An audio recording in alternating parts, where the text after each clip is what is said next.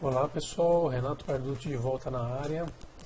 Eu estou aqui agora para mostrar para vocês um último vídeo que fala sobre o Visual Studio aplicado ao gerenciamento de projetos com Scrum.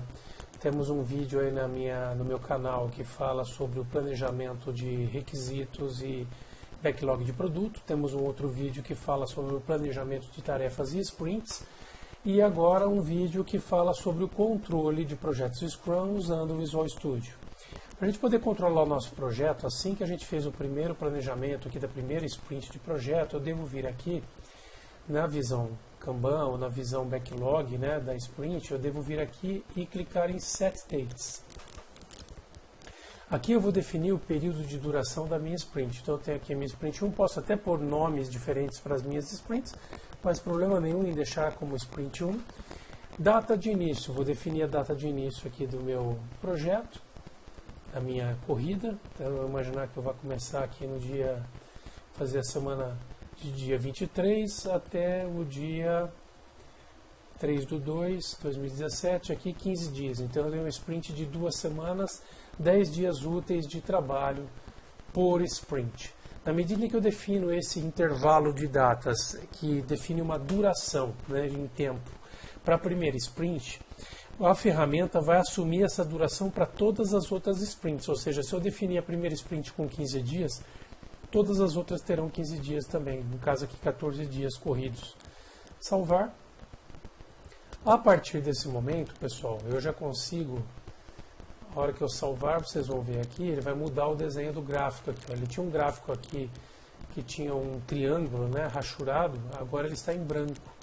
Aqui nesse gráfico, quando eu clicar aqui agora, eu vou ter o Burn Down, o gráfico de Burn Down, que é uma das ferramentas de controle do Scrum.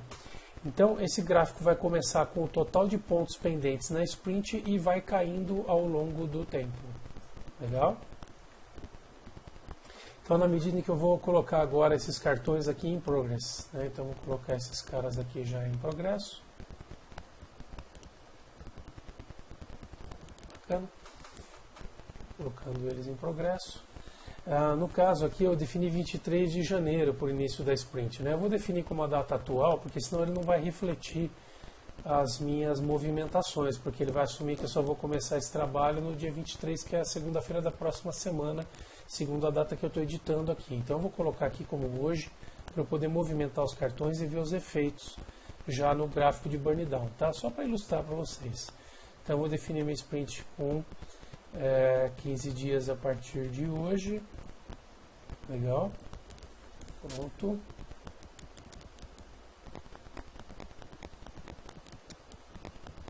Então agora o sistema vai assumir que o meu projeto começa hoje.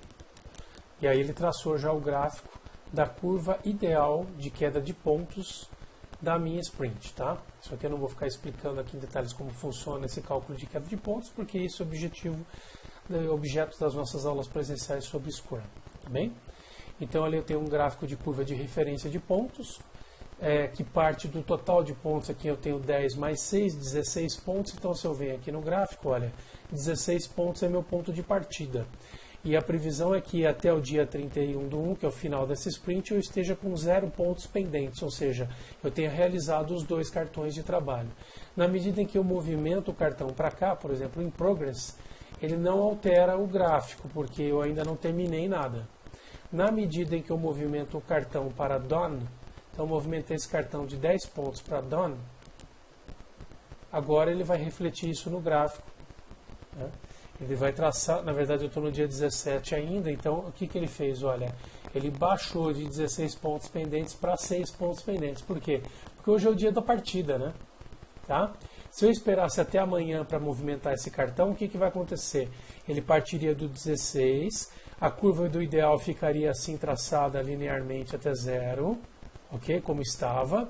E aí no dia 18/1, essa curva cairia de 16 para 6 pontos pendentes. Então eu teria uma curva de realizado assim, ó, a partir do dia 16 cai até 6 pendentes. Então eu teria a curva do ideal preto e o realizado azul, mostrando essa queda de pontos. No caso aqui eu não consigo fazer essa reflexão porque eu estou trabalhando tudo no mesmo dia, na mesma data. Então ele fica com essa distorção, tá? Tudo que eu movimentar na data do próprio início da sprint, na verdade ele vai reduzir o número de pontos pendentes da sprint.